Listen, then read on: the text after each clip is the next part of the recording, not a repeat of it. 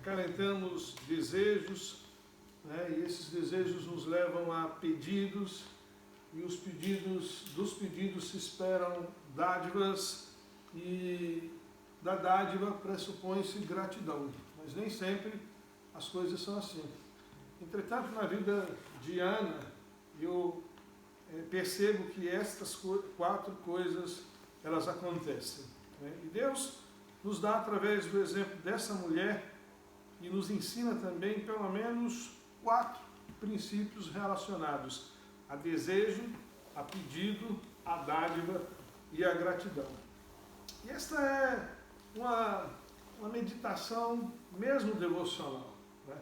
A gente está tão preocupado com alguns aspectos da vida que nos esquecemos de, no nosso momento devocional, ser grato ao Senhor, por aquilo que o Senhor é, por aquilo que o Senhor pode fazer por nós. E às vezes nós não conseguimos fracionar as coisas de modo a perceber os pormenores e depois, de maneira ampla, né, encontrar a totalidade daquilo que o Senhor tem feito em favor de nós. E algo que a Bíblia nos ensina a respeito daquilo que o Senhor faz em favor de nós é que Ele só faz para a glória do seu precioso nome. Tudo que Deus faz tem como objetivo primeiro glorificar a si mesmo. Em nada Ele é beneficiado. Nós sim, nós colhemos o usufruto de tudo aquilo que Deus faz. E a primeira coisa que eu trabalhei nesse aspecto devocional é que existia um desejo. E se nós olharmos para o texto em 1 Samuel, versículo 2, versículo 5 e versículo 6, a Escritura nos diz assim. Eu vou ler o versículo 1 também para ficar enquadrado aqui o contexto, e diz assim: Houve um homem de Ramataim Zofim, da montanha de Efraim, cujo nome era Eucana, filho de Jeroão, filho de Eliú, filho de Tou, filho de Zuf, Efrateu. E este tinha 2 mulheres, o nome de uma era Ana e o nome da outra Penina. E se continuarmos na leitura do texto, nós vamos perceber que essa Penina era uma mulher esquisita, bastante complicada. Versículo 5. Porém a Ana dava uma parte excelente, porquanto ele amava Ana. Porém o Senhor lhe tinha cerrado a madre. E a sua competidora excessivamente a irritava, para a embravecer, porquanto o Senhor lhe tinha cerrado a madre. Então esse homem ele tinha 2 mulheres, uma se chamava Ana e outra Penina. E a Bíblia chama essa segunda mulher, que não era o alvo do amor de Eucana, de a competidora de Ana. Não é? E aí a gente percebe por que na sua sabedoria, na sua infinita sabedoria, Deus deu um só marido e uma só mulher. Não é? Para que não houvesse isso. Infelizmente isso está acontecendo aqui.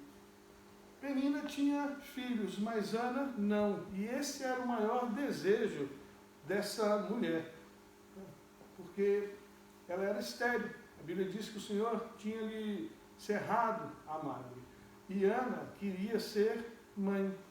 Ela era filha, ela era esposa, mas ela não era mãe. Então nós encontramos aqui o desejo legítimo de uma mulher, que tinha tudo para ser mãe.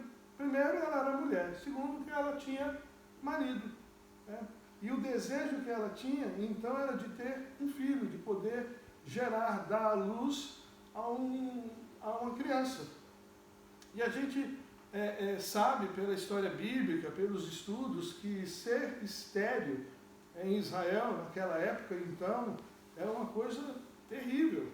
Era um opróbrio que as mulheres carregavam como um ventre seco, parece que estavam sob a maldição de Deus.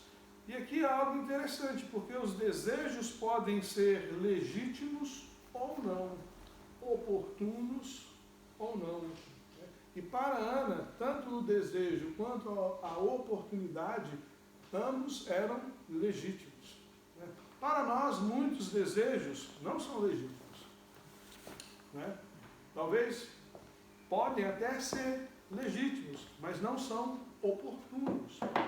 E nós precisamos discernir isso perante o Senhor e ponderar se esse desejo ele é legítimo perante o Senhor dos Exércitos, né? E ainda que ele seja legítimo, se ele é oportuno, se o tempo é o tempo aceitável perante o Senhor, o nosso Deus. Ana estava nessa condição. Ana tinha um desejo, não é? O desejo era legítimo, ela poderia desejar verdadeiramente ser mãe e também era oportuno, talvez por causa da sua idade, né? Ela podia pensar, opa, e se acontecer de eu envelhecer, então a coisa vai ser muito mais difícil.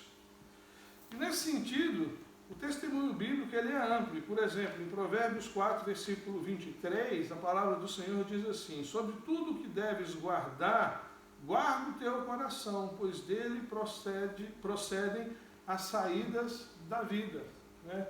Desejos, oportunidades, sonhos, pensamentos, não é? Projeções futuras.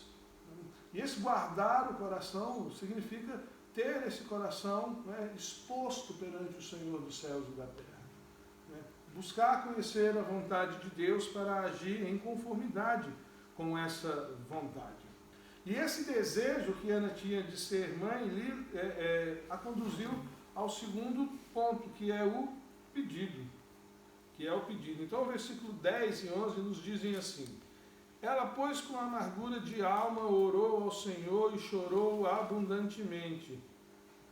E votou um voto dizendo: Senhor dos exércitos, se benignamente atentares para a aflição da tua serva, e de mim te lembrares, e de tua serva não te esqueceres, mas a tua serva deres um filho varão, ao Senhor o darei por todos os dias da sua vida, e sobre a sua cabeça não passará navalha. Então, assim como os desejos podem ser legítimos ou não, oportunos ou não, os pedidos também. Os pedidos que nós trazemos perante o Senhor podem ser legítimos ou não. Podem ser oportunos ou não. Depende da situação, depende da circunstância, né? Depende do momento em que estejamos vivendo, tanto a situação quanto a circunstância. Por exemplo, em Mateus 20, do versículo 20 ao 23, se o pastor Joaquim puder ler, quando eu pedi, por favor. Qual a referência, Mateus? Mateus 20, do versículo 20 ao 23. Depois, a irmã Filomena, se puder ler Lucas 11, versículo 1, quando eu pedi também, nós vamos perceber isso, né? O fato dos nossos pedidos, movidos pelo desejo, serem oportunos e legítimos, né? Também eles podem ser legítimos, mas não oportunos. Nós precisamos ponderar nessas coisas. Eu gosto de pensar nisso, principalmente no momento como o que nós estamos atravessando, onde a gente fica, na maioria das vezes, condicionado pela situação. Então nós temos um exemplo de pedido, né, não oportuno, não legítimo, que é o pedido da mãe de Tiago e de João, o pedido feito ao Senhor Jesus Cristo. Pode ler, pastor? Então se chegou a ele a mulher de Zebedeu com seus filhos, e adorando pediu-lhe um favor. Perguntou-lhe ele: que queres? Ela respondeu: manda que ao teu reino estes meus 2 filhos se assentem, um à tua direita e o outro à tua esquerda. Mas Jesus respondeu: não sabeis o que pedis. Podeis vós beber o cálice que eu estou para beber? Responderam-lhe: podemos. Então lhes disse: bebereis o meu cálice, mas o assentar-se à minha direita e à minha esquerda não me compete conceder. É porém para aqueles a quem está preparado por meu Pai. No mínimo, esse pedido ele era inoportuno, não é? O desejo, ela podia até acalentar esse desejo no coração. Eu, por exemplo, acalento em favor de mim mesmo, não é? Quanto mais perto de Deus, de Cristo no céu, melhor. Quanto mais perto os meus estiverem, melhor ainda. Mas nesse caso, né, ela é inoportuno. Né? Isso provocou ali uma certa, né, reação, né, negativa por parte dos outros discípulos do Senhor Jesus Cristo. Então, quando nos chegamos perante o trono de Deus, né, nós precisamos sondar o nosso coração, né, a respeito daquilo que nós vamos colocar diante do Senhor. Do Senhor, né? O trono de Deus, né, não é um depósito de qualquer coisa. Não é um depósito de qualquer coisa. Né? Para isso, nós temos a ajuda do próprio Espírito de Deus, né, que intercede por nós com gemidos inexprimíveis. Então nós precisamos de contar com a ajuda do Senhor para isso, ponderar o desejo egoísta do nosso coração, ou o desejo sincero, o desejo puro, né? Mas o fato também desse desejo ser oportuno ou não. Oportuno não, porque o tempo é de Deus. Né? É Deus que abre portas. Isso também é o Senhor Deus que fecha portas. E essa comunhão diária com o Senhor, esse entendimento diário que adquirimos ao lermos a Sagrada Escritura, ou recebermos, por exemplo, os devocionais que temos recebido, nos ajudam a alargar, expandir, né, a nossa intimidade com Deus, de sorte que somos conduzidos a colocar perante o Senhor aquilo que verdadeiramente trará honra e glória ao nome do Senhor Jesus Cristo. Ao passo que Lucas 11, versículo 1, nos dá um exemplo de um pedido pela positiva. E o pedido é: E aconteceu que, estando ele a orar num certo lugar, quando acabou, lhe disse um dos seus discípulos: Senhor, ensina-nos a orar, como também João ensinou aos seus discípulos. Muito bem, perceberam? Senhor, ensina-nos a orar. Né? Um desejo legítimo e muito, muito oportuno. Né? Hoje, esse desejo, ele continua sendo legítimo e continua sendo oportuno. Mais do que oportuno, necessário. Se nós pensarmos em tudo aquilo que está acontecendo, tudo aquilo que os discípulos estão visualizando, experimentando, né, tendo como experiência, eles podiam pedir: Senhor, ensina-nos a pregar. Né? Já viu que a maioria das pessoas querem aprender a pregar, mas não querem aprender a orar. Senhor, ensina-nos a fazer milagres. Né? Ensina-nos a multiplicar o pão. Né? Nós poderíamos pedir isso: ó, Senhor, a crise está batendo a porta, né? Os mercados não têm mais comida. Então, ensina-nos a multiplicar pão e peixe. Não seria bom? Traria um certo conforto. Né? Ó, o Lidl, o Continente, o Pingo Doce não tem mais comida. Nós não nos preocupamos com isso. Por quê? Porque Jesus nos ensinou a multiplicar o pão e o peixe e qualquer outra coisa. Né? Ensina-nos a curar os cegos, eles podiam ter pedido. Ensina-nos a andar sobre as águas. Né? E eu tive esse privilégio, né, na Finlândia, de andar sobre as águas. Estava congelado. Estava congelado, mas é água, né? É mesmo. É água. Então esses pedidos e esses desejos, eles precisam ser legítimos. Legítimos. Né? Aquilo que temos colocado perante o Senhor em oração. Eu posso colocar isso perante Deus em oração, eu posso trazer, né, esse pedido perante o Senhor. É oportuno. O momento é adequado para isso. Então nós precisamos discernir essas coisas. Então nós temos esse exemplo pela negativa, não é? Um momento inoportuno, usado pela mãe de Tiago e de João, e um momento positivo, um pedido legítimo, não é? Desse discípulo que pediu: Senhor, ensina-nos a orar. A resposta de Jesus ao pedido inoportuno foi: olha, isso está fora de ordem. Não é? Isso está fora de ordem, como as reuniões nas assembleias. O irmão está fora de ordem. A senhora, Jesus podia ter dito para aquela mãe, né, olha, eu sei que você é mãe, eu sei que você traz no seu coração a respeito dos teus filhos, mas a senhora está fora de ordem. Né? Mas quando o pedido foi: ensina-nos a orar, prontamente o Senhor Jesus Cristo atendeu aquele pedido. Ele não era somente um pedido legítimo, ele era um pedido oportuno. Senso de oportunidade perante o Senhor. Não é?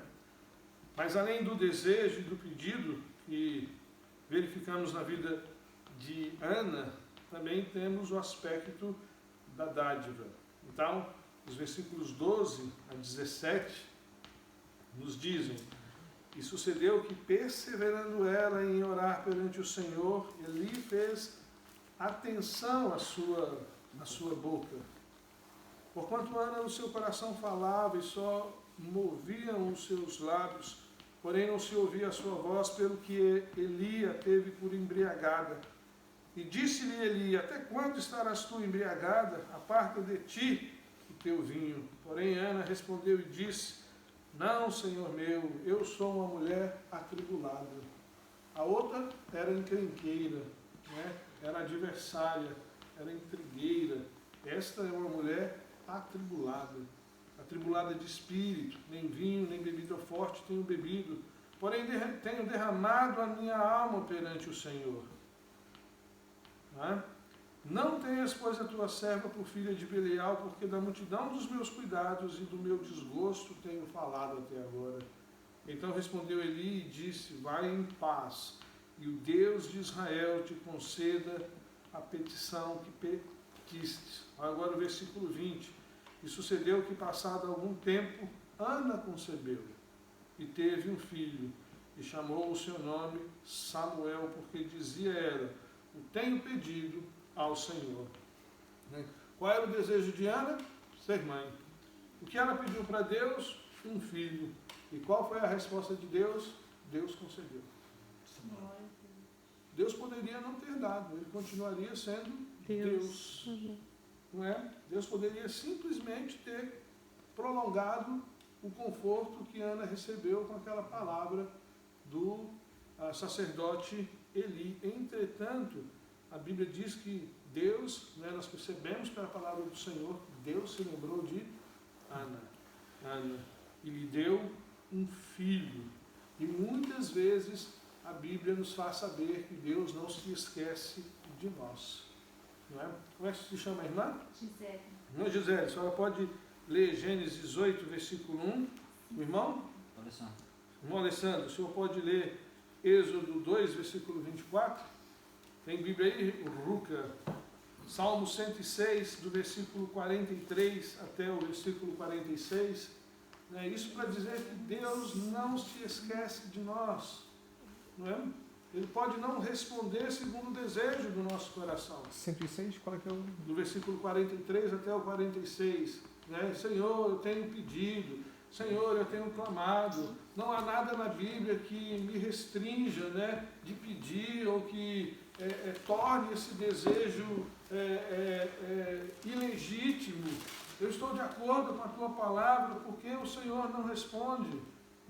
Deus pode até não responder segundo o desejo do nosso coração, segundo o pedido da nossa alma, mas Ele não se esquece de nós. Deus nos tem em sua memória. Então os textos são Gênesis 8, versículo 1, Êxodo 2, 24 e Salmo 106, do 43 ao 46. Que diz Gênesis 8, 1? 8:1. E lembrou-se Deus de Noé, e de todo animal, e de todo o resto que com ele estava na arca. E Deus fez passar um vento sobre a terra, e aquietaram-se as águas. Não é bom ouvir isso? Deus se lembrou de Noé. Deus não se esqueceu do seu servo que estava naquela arca, naquela barca. Deus se lembrou dele. Deus também se lembrou de Israel. Êxodo 2, versículo 24. E ouviu Deus seu gemido e lembrou-se Deus do seu concerto com Abraão e com Isaque e com Jacó. E atendeu Deus para os filhos de Israel e concedeu-lhes Deus. Olha, mais de 450 anos depois do concerto firmado com Abraão, Deus se lembra deste concerto, dessa aliança. Tempo para Deus não é problema. Para mim é. Glória a Deus. Né? Para cada um de nós. Hoje eu estava falando com a Vilminha e ela falando assim, pai, tem que ter cuidado, ou o senhor pensa que está muito novo. Né? O senhor não é igual a mim. Né? Ela tem 14 anos, quer dizer, o senhor está aí na faixa etária de risco. Né? Eu falei, ô menina, né? Tempo é precioso para a Vilminha até, por exemplo, para aquilo que ela vai comer antes de ir para a igreja. Ela pergunta assim, quem é que vai pregar? É o senhor ou é o pastor Sérgio Paulo? Eu falo assim, é o pastor Sérgio Paulo. Então ela come um papo seco. É o pai, são 2. Prega mais tempo? Prega mais tempo? Porque a pessoa demora muito. Né? O pai é que vai pregar, então são 2 papos secos. Né? Eu falo, tu vais apanhar. Né? Então, a dádiva. Né? O que Ana queria? A dádiva. O desejo, o pedido, foram os meios para chegar na dádiva. Né? Nós fazemos a mesma coisa. Na verdade, nós queremos a dádiva, mas sabemos que o desejo tem que ser colocado perante Deus. Ele precisa virar um pedido. Um pedido. Né? Por exemplo, qual é a dádiva que nós queremos a respeito dessa situação? A cura, a solução. Esse é um desejo que toda a gente traz no coração, não é? A menos que haja alguém aí, né, com malignidade suficiente, né? Ou, deixa eu melhorar isso aqui, né? Que há gente com essa malignidade para isso. Né?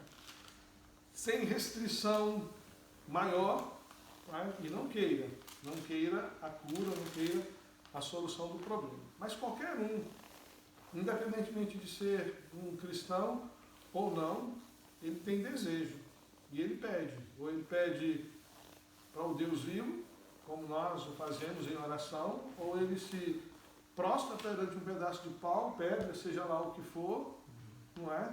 E pede. E apresenta sinceramente o seu desejo. E faz sinceramente o seu pedido. É pena que ele esteja sinceramente errado, enganado, não é? Perante quem ele se prostra. Mas lembre-se que o sacerdote ali diz que Deus de Israel conceda o teu pedido. Salmo 106, do 43 ao 46. Muitas vezes os livrou, mas eles foram rebeldes nos seus desígnios e foram abatidos pela sua iniquidade. Contudo, atentou para a sua aflição quando ouviu o clamor do Senhor. E o favor deles lembrou-se do seu pacto e aplacou-se segundo a abundância da sua benignidade. Por isso, fez com que obtivessem compaixão da parte daqueles que o levaram cativos. Muito bem. Mais um texto para garantir que o Senhor, né, apesar de nós, não se esquece de nós. Não se esquece do seu conserto. Não se esquece da sua aliança. Né? Permanece fiel, permanece misericordioso e bondoso como somente Ele é. Mas o quarto ponto que eu olho e vejo em Ana, talvez, pelo menos para mim, é o mais difícil. É a gratidão. Né? Vamos ler os versículos 24 a 28 para nos lembrarmos do que aconteceu. E havendo desmamado, levou consigo com 3 bezerros, um efa de farinha, um odre de vinho, e o trouxe à casa do Senhor, a Siló. E era o menino ainda muito criança, e degolaram um bezerro, e assim trouxeram o menino a Eli. E disse ela: Ah, meu Senhor, viva a tua alma, meu Senhor. Eu sou aquela mulher que aqui esteve contigo para orar ao Senhor. Olha a diferença. Né? A primeira abordagem, ela disse para Eli: eu sou uma mulher atribulada. Agora ela diz: eu sou aquela mulher que esteve aqui contigo para orar ao Senhor. A aflição, a tribulação havia passado. Já não era a mesma mulher. Né? Já não era a mesma pessoa. Já não era a mesma pessoa. Porque havia alcançado o favor do Senhor. Por esse menino orava eu, e o Senhor me concedeu a minha petição que eu lhe tinha pedido. Pelo que também ao Senhor eu entreguei por todos os dias que viver, pois ao Senhor foi pedido, e ele adorou ali ao Senhor. E aqui nós temos então o aspecto da gratidão. Né? Geralmente quando a gente ganha alguma coisa, nós agradecemos e tomamos posse. Né? Agora é meu. Agora é meu. O irmão lá na Inglaterra, depois do culto, é costume, né, assim, em algumas igrejas, eles demonstrarem o amor, o agradecimento e darem uma oferta ou um presente para o pregador. Né? Não é, pastor? É costume eles fazerem isso. E eles me deram. E eu aprendi a receber. Né? Me ensinaram, recebe. Né? Agradece e recebe. Né? Mas você pode devolver. E era um dia que eles estavam recolhendo oferta para missões. E o irmão me deu, e eu falei com ele assim, obrigado, irmão, Deus muito te abençoe. O senhor pode pôr esse dinheiro no gasofilaço para missões? Não, esse aqui é do irmão. Né? É do irmão. Mas eu gostava de deixar lá. Não, esse aqui é da igreja para o irmão. Tá bom, muito obrigado. É meu, agora é meu, esse dinheiro é meu? É. Eu posso fazer com ele o que eu quiser? Pode. Né? Então põe lá para missões. Não é? Nós recebemos a dádiva e tomamos posse e cuidamos dela. Né? Ana não fez diferente. Ela recebeu, ela cuidou, ela alimentou, né?